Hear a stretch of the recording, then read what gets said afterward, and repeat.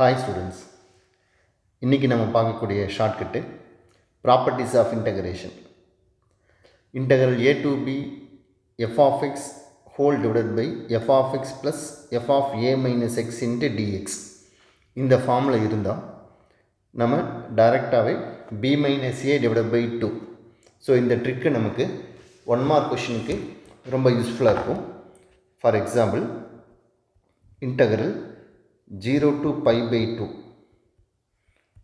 root of sin x whole divided by root of sin x plus root of cos x into dx.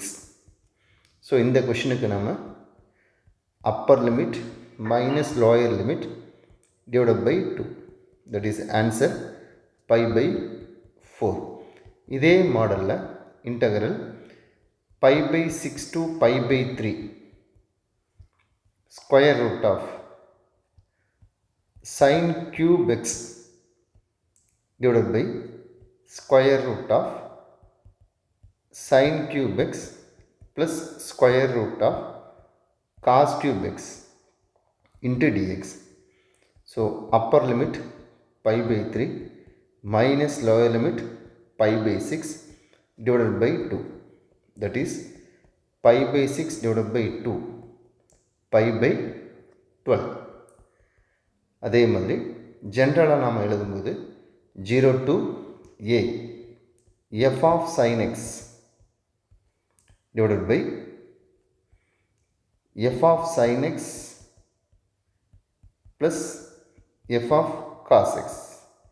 இங்கே ஏக்கு value pi by 2 dx equal to upper limit minus lower limit divided by 2, that is pi by 4.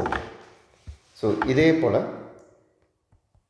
இந்த கொஷினுக்கு நீங்கள் try பண்ணி கமெண்டில் சொல்லுங்கள். sin power 3 by 4x divided by sin power 3 by 4x plus cos power 3 by 4 into x equal to what? Thank you.